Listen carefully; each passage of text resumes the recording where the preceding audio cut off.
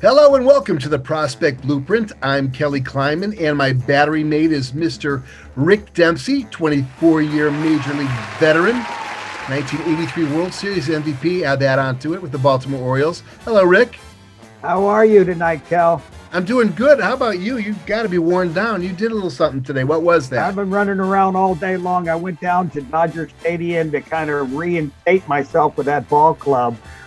They've got a fantasy camp down there for today and for the next couple of days. And it was 8 o'clock till 8 o'clock, 12 hours of baseball all day. I really actually had a lot of fun at doing it. We interviewed for quite a bit of time, and we went through some of the fundamentals of the games with the players, and they enjoyed it a lot. I enjoyed their interviews and their questions and things. And then we played a 9-inning ball game, and my team won today. Coach, you'll love this. 29-4. It was a long day. But man, these guys were hungry to play, and my club just hit the dog out of that ball today. Well, there's our guest. That's a perfect segue. Our guest today is Coach Greg Moore of the St. Mary's College Gales. We handpicked him because of his dedication to the game and ability to lead a team.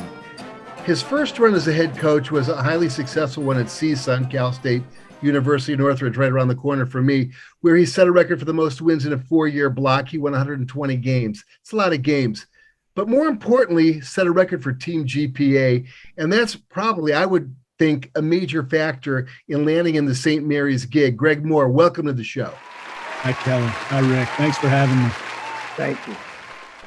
Well, Rick, you've got the first question. We're gonna run down. We've got about 6 questions. We got about 30 minutes to kill. We're gonna have some fun here, Greg.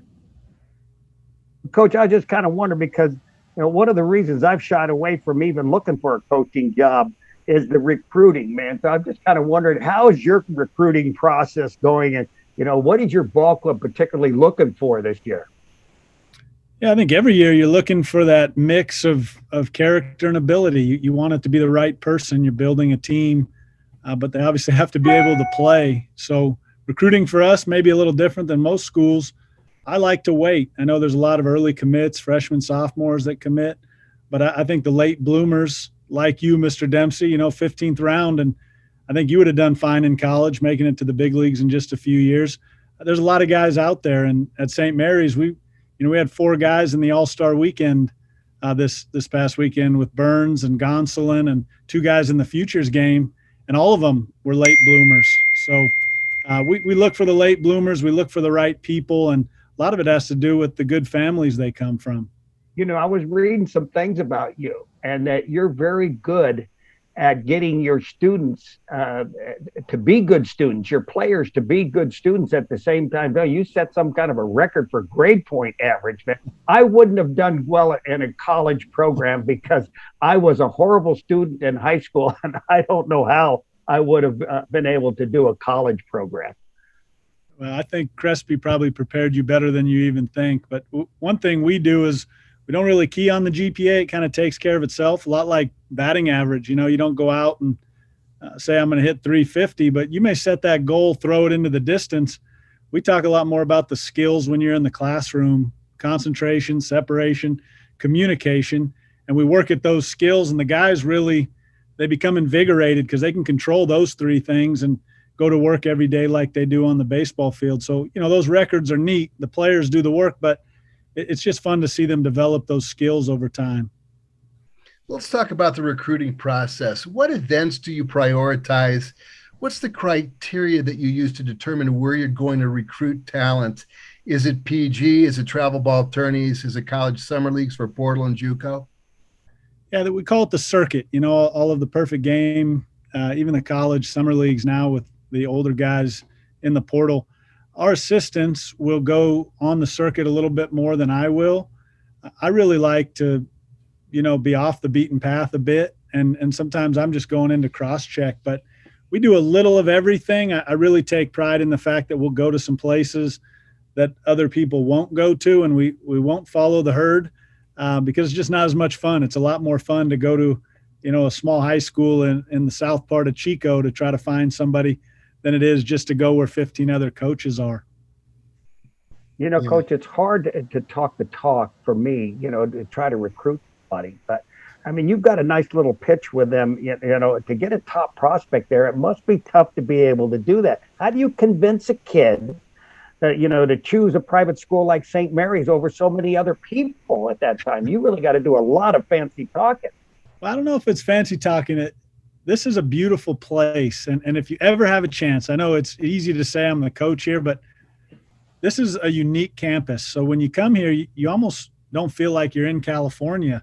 It's tucked away against the hills. And we have this special filter here. If you're serious about baseball, you're serious about school, and you really value the relationships, it's not a big campus. It's not a big population. So we have that magic filter. If you want crazy, you go somewhere else. If you really want to put your head down and work and, kind of throw it back to the 80s and 90s, you come to St. Mary's and you're successful. So I don't think it's as much fancy talking as it is the right fit for us. And the school has to fit. This is not for everybody, but it's for the right guys. They do really well. What is your take on all of the showcases that have sprouted up over the last several years? I know that recruiting process, there's a lot of competition there. Yeah, the showcases are good. They're efficient. But, I think what's happened now over the years when the showcases are just assumed for these players, it's starting to reprogram them. And it's not good for the competitive side of baseball. When they flip that car door open and they walk into the parking lot on their way to the stadium, they're going in to impress somebody. And that's a bad way to go play a baseball game. At the same time, you're able to see the guys who are there to win and compete, play the game hard in the right way. So it is efficient. It's bad for most, but it allows coaches to kind of see the guys that are rising above, what everybody else is doing, their approach, and they're going out there and they're gonna go play hard anyway. So I don't know if advise. How would you advise these players that come and ask for you about, which way should I go? I mean, you've got to kind of help them sometimes, maybe make a decision that doesn't benefit you or St. Mary's at the same time. Without a doubt. It's about helping them find the right fit too. I think my best advice to them is when you do arrive at that showcase, that camp even, you swing that door open, and before you even step in that parking lot, make sure you're there to help your team win. And what happens when we when we demand that of ourselves, they end up being better players anyway. But I think they get caught in the middle. They want to impress, and they sometimes forget what's at the core of this thing. Maybe they're putting a bunt down in the eighth to help their team in a showcase, but that tells us a lot, even though they're not intending to impress us. They're just playing the game the right way. Yeah. Let me throw this one thing at you before Kel gets back to you. Is that, Major League Baseball to me doesn't seem like they're moving in a direction where the fundamentals of the game are as important as they used to be.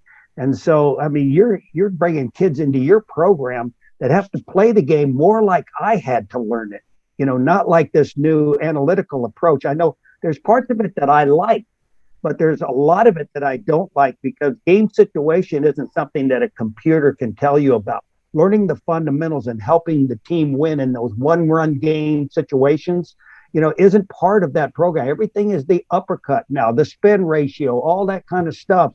I know you couldn't possibly be bought into that program because in your program, it is about winning, but it doesn't seem to be totally about winning at the major league level anymore.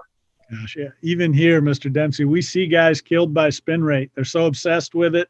They think it's going to lead to some magic door, and you forget the competitive part. So I know what you mean. In the big leagues, it's hard to watch sometimes. Like that All-Star game was very difficult to watch with interviews happening on the field, and I'm sitting next to my son. And, at some point, I'm telling my son that the baseball gods don't allow this to happen. They're going to get mad at what's happening. And it's just a difficult thing to watch because you love a guy that shoots the four hole and, plays kind of that team offense, but it's hard to celebrate it when the TV production is not celebrating it and the players really aren't valuing that. So I don't know what's next for big league baseball, but I'll tell you what, at times you can find some beauty in college baseball because it really is that team game still. Yeah. Well, you're a gem of a coach to be able to keep a handle on it at this point. Personally, I'd like to see the game. I'd like to see the fences move back about 100 feet and watch those outfielders scrambling around making plays and base runners zipping around the bases. I'd like to see a lot more bunting, but that's just me. I know it's never going to happen. Let's get into some of the smaller colleges. And this is, I'm sure you have a lot of, you have a big network and you've got a lot of friends who coach in some of the other schools. A lot of the smaller D1 teams are relatively strapped for funds and they tend to recruit regionally. And that leaves out a lot of potential talent out there that you have virtually no access to or limited access to, which beckons the question, what means do you have to ID talent that falls outside of your travel area that might not only be a game changer, but secure your chances for a contract extension, quite frankly? Sure. We're lucky we're in this state, so we don't need to go too far out. Yeah. We use video from across the country. That's been helpful. It's just so much easier to get now. I think from our standpoint, it's not so much about the location. It's more about the timing. When will we recruit? And since we go a little bit later, a lot of times we'll get a call from Minnesota and it'll be a young lefty that's just starting to take off, but it's needed. You've got to go to these places and find a hub of videos where you can sift through and try to find that coconut that's gonna fall out of the sky. We'll stay on that subject because there's been a big paradigm shift and it's taking place in college sports. It's becoming professional. We've got the transfer portal. We've got the NIL. How does that affect your program as kids chase dollars outside of just scholarships? And a lot of them are just willing to bail when they don't get playing time at the outset because the grass is always green around the other side. Are you more inclined, or has the inclination occurred to you to scan JUCOs for more experienced players who they can't just jump. They're not triggered like they were in travel ball where you jump from team to team. They've got 2 years to play and that's about it. Yeah, well, the portal has turned us into extended travel ball. I actually brought the idea of the portal to my wife, and I said, every year I'm going to think about going somewhere else. And she threw all my stuff on the lawn. So I decided not to do that. But no, I think these young guys, they're getting their brains rewired, that you used to go in, and I think coaches too, you'd say it's a development process. We're going to stay with these guys for as long as it takes until they can get it. That's our obligation. Players came in with that same mindset. I'm going to stay with this, barring extenuating circumstances, but I'm going to stay with this and battle out of it if I'm hitting 215 or even if I'm hitting 415. But now it's almost, you get to the end of the year and you look, should I go into the portal or should I not? I don't think that should be an option. I think the best balance is when a guy had to sit out for a year because when you had to do that, you had to think about whether it was worth it for you, for, your career. And there should be some skin in the game for those guys instead of a 1-year deal where they're looking up, because that's not preparing them for the commitments that are coming later in life. Yeah, it's definitely it's a travel ball mentality, and it's pervasive. How many are in the portal right now? I think it's it's between 3,000 and 4,000 players. Yes, it's remarkable. Now, this question is strictly this is a total jump ball. Here we go with it. The NIL money. I mean, when you think about it, it would not only be used for top recruits, but also possibly kids with big social media. And the reason I bring up this question, and we kind of went over the questions beforehand, was that some of the NIL money will come from donors and alumni. Some have businesses, some don't, or they put it under the name of their business. But on some level, the kid with the NIL money is sort of a brand evangelist, like any spokesman. So the thought would be, I can imagine a coach going out there. He's got to compete. He wants to get some good players. And there's a player who's got 200,000 followers, and there's one that's got 2,000 followers. They're both decent players, but one brings Rawlings with him, or one brings a drink company with him. How does that play into the fact right now as far as recruiting is concerned? Or has it not yet, but it might rear its ugly head? It's a great point, Kelly. One I haven't thought of, that you'd recruit based on that following because the NIL money will follow. I think it's more on the other side, though. It's a little more micro, where you've got donors around programs who are going to support anybody on NIL money. So because of that, the coaches are getting the recruits, and then they're applying the NIL money, which comes from the local car dealer down the road. I think if it gets more national in baseball, I know in football sometimes, or it already is, but if it gets more national, I think you might see a little more of that social media following dictate the money that a young guy would get. But in baseball, it hasn't gone that far yet. Well, I do know of a Big Ten team where one of the alum just sold his company for a little over $100 million. And that Big Ten team has a new coach. And they're immediately going into the portal, and they're pulling teams in from the SEC. They need to compete. They want to compete right away. And it's a big school. I actually went there. And I know that NIL money is going to be huge, and they will go from last place to, well, they're going to get guys off the portal. We'll see how that actually works out for them, because that's not always the best move, as we sort of mentioned. Rick, you had yeah. I was just let's talk a little bit about your ball club, coach, and who's coming back for you, and what are you looking for in your recruiting? Is it the same as like Major League? You're looking for the pitching and the defense. You want to win some more ball games, because you sound like you're more focused on winning games, which rather than just not only developing the ball club and the players to move on after you, but to make them understand what winning is about at your level. Sure. I agree. I think we're teaching them to compete so that they can win. As far as our team, I thought last year we had a really good team for about 60% of the year, and then the wheels kind of came off, without too many excuses. We lost quite a few guys. Now we get most of those guys back, so we didn't really bring in a big class aside from some freshman pitchers, like you said. And this is probably the best incoming freshman pitching class that I've been around in my years of coaching. So I think the future is bright there on the mound. But this year, we're going to move our Sunday guy to Friday, and one of our injured guys will be back on Saturday. We got to figure out our closer, because the one we had signed. And but I really like our team. I think our outfield, if you just like watching guys run, Kelly, you mentioned moving the fences back. Yeah, we got a little bit of St. Louis Cardinals with Coleman and some of those guys. But we should be a lot of fun to watch. We'll pitch, we'll play defense, and might even hit a few balls over those fences. You got a little Willie McGee over there, huh? A little Willie McGee too, yeah. Yeah, sorry, Kelly, I didn't mean to interrupt. Well, Coach, I wanted to. Rick, did you have anything else to add? Well, no, I was just going to talk to him about his pitcher-catcher relationship. Yeah.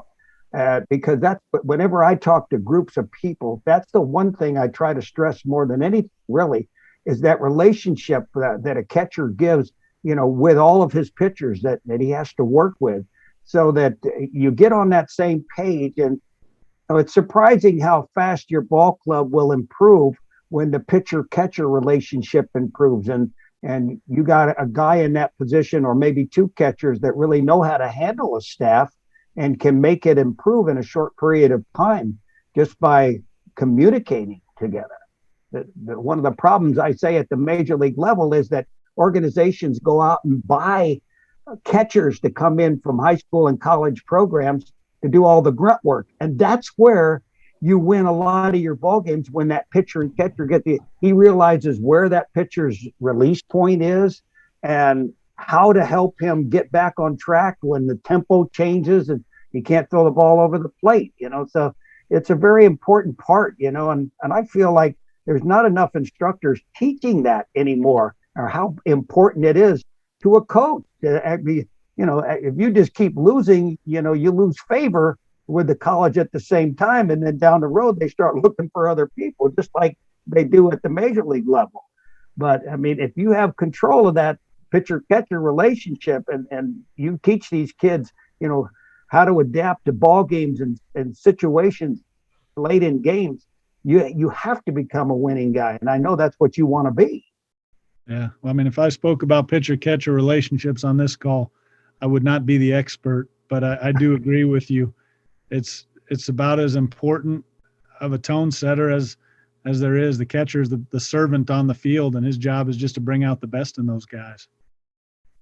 If you ever need my help, you're welcome to call. I would be happy to come up and meet with your guys sometime. Well, when Kelly said I'd have a chance to talk to you, my first question was, can I ask Mr. Dempsey some catching questions? And he said, we better not do that on this call because we could go 2 hours.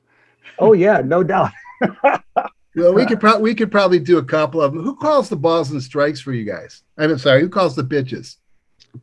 We call them from the dugout, but I'm not going to say that. There's a way the catchers will help call the game. Yeah. Very cool. Well, Greg Moore, head coach of St. Mary's College Gales, WCC guy, good luck, and thank you for joining us, and knock them dead in the recruiting wars. We will. Thank you guys for getting together. This was a pleasure and honor to be on with you, Rick. Thank you. And the same to you. I mean, good luck in the future. And anytime I can help you, call Kel. You got my number. I'm more than happy to come up and spend a little time with him.